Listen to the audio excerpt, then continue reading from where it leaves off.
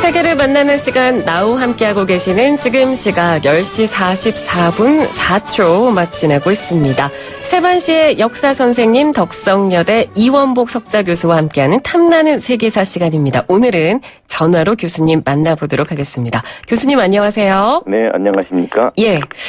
최근 이 미얀마군의 헬기 사격으로 로힝야족 30여 명이 사망했다는 소식이 전해졌습니다. 네. 이 로힝야족에 관련된 뉴스가 워낙 많이 나오기도 하고 네. 청취자분들도 이 단어를 많이 들어보셨을 것 같아서 오늘 저희가 이런 시간을 준비했고요.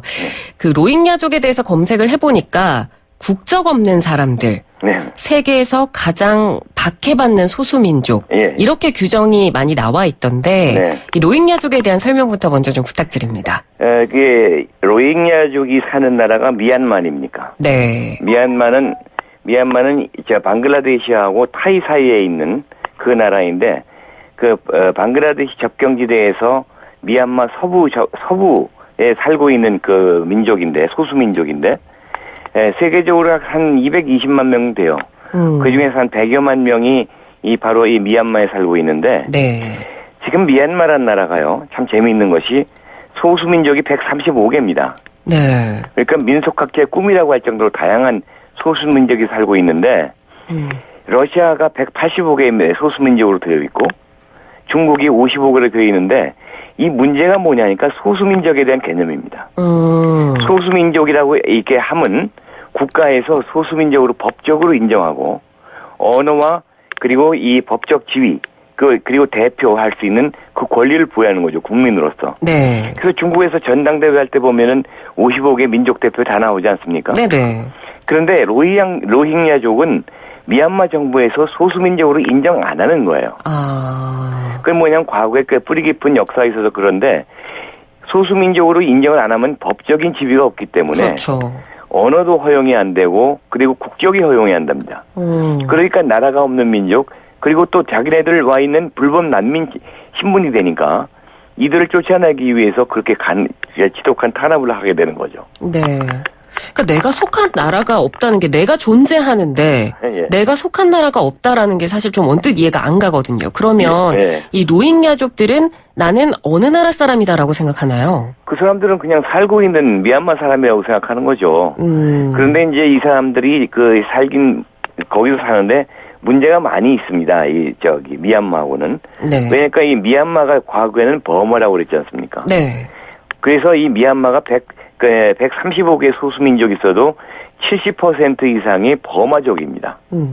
버마족인데, 그리고 그 국민들의 한 90% 가까이가 불교 신도예요. 예. 근데 로힝야족은 인도 아리아기 때문에 종족이 다르고, 두 번째로 거의 대부분이 이슬람교이기 때문에 네. 종교적으로 다릅니다.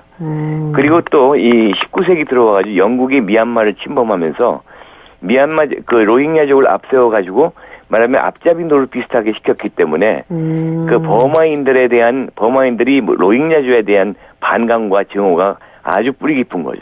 네. 그러니까 방금 지금 교수님께서 딱 말씀을 해주셨는데 네. 그게 바로 이 미얀마와 로힝야족이 서로 절대 가까워질 수 없는 근본적인 원인입니다. 그러니까 영국 식민지 시대를 저희가 좀 구체적으로 알아봐야 될 것 같은데요. 그렇죠. 그게 19세기거든요. 네, 19세기 이제 1820년대부터 영국이 침략을 시작했죠. 네.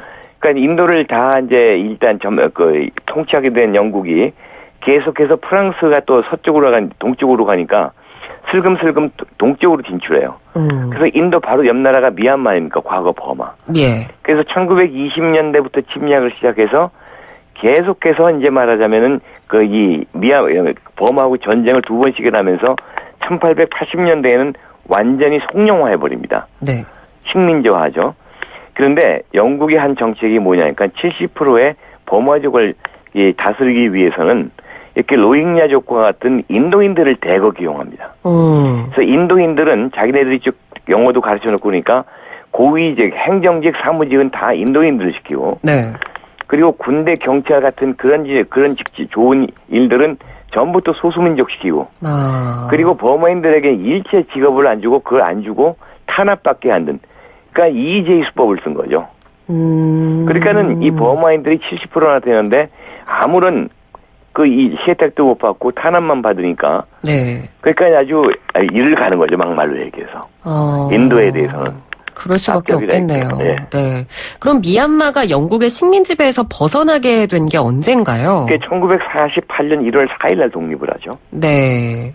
그러면 벗어나면서부터 그때부터 이제 미얀마의 로힝야족 탄압이 본격적으로 시작된 거라고 보면 될까요? 그렇죠. 거의 한 60년, 70년간 영국 지배를 받을 때는 어쩔 수가 없었는데 네. 이제 영국이 물러나니까 너희들 한번 맛 좀 봐라.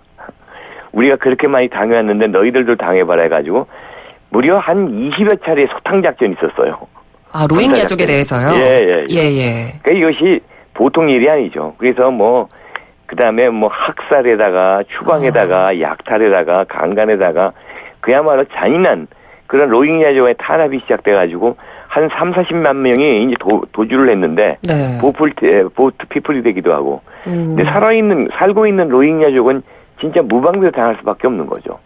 그래서 전 세계 유엔이나 우리나라까지도 거기 나서가지고 예. 로힝야족을 돕기 위한 운동을 하는데 이 버마인들의 미얀마라는 나라의 로힝야족에 대한 증오와 그리고 이게 배척이 아주 너무 뿌리 깊은 거라서 네. 크게 해결될 방법이 뾰족한 수가 없어 보입니다.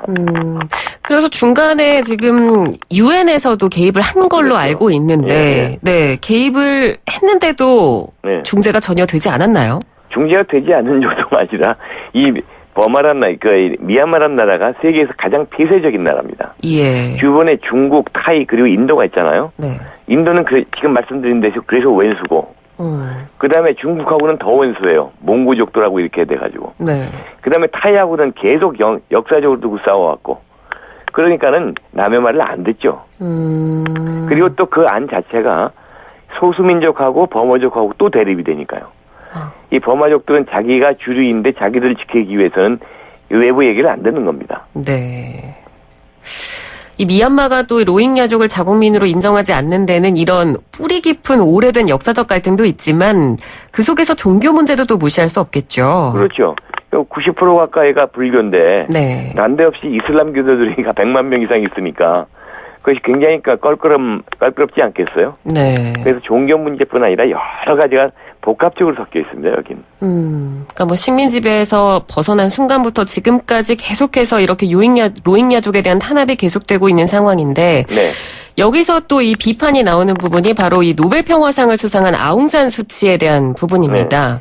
네. 이 아웅산 수치가 미얀마의 민주화를 이끈 공로로 노벨 평화상을 받았는데 네. 이런 상황을 방관하고 있으니까 이 부분에 대한 비판이 지금 나오는 거잖아요. 자, 그렇다면은 우리가 이렇게 볼 때 아웅산 수치가 미얀마의 지도자이기도 하지만은 더 중요한 것은 미얀마의 70% 이상을 차지하는 버마족의 그 리더라는 얘기죠. 네. 근데 버마인들은 거의 100%가 반 로힝야입니다. 네. 그렇다면은 이 수치가 누구 편을 들어야 되겠어요? 그리고 또 이 미얀마라는 나라는 계속해서 군부 지배를 받아온 나라거든요. 예.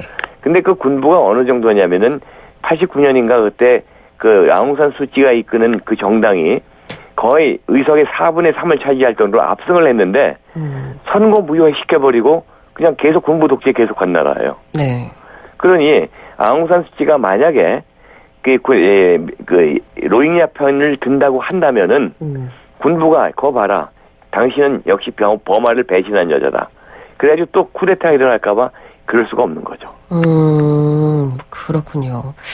그 로힝야족이 미얀마 정부로부터 탄압을 받으면서요. 네. 그러니까 이동하는 그런 일들이 많이 생기지 않습니까? 엑소더스라고 저희가 표현을 했는데 네. 그 인접해 있는 방글라데시 국경을 넘는 경우가 많다고 들었습니다. 그렇죠. 아무래도 국경이 맞닿은 게 서쪽으로는 방글라데시밖에 없죠. 예. 근데 그걸로 가보니 방글라데시는 너희는 정통 벵골 민족이 아니라고요.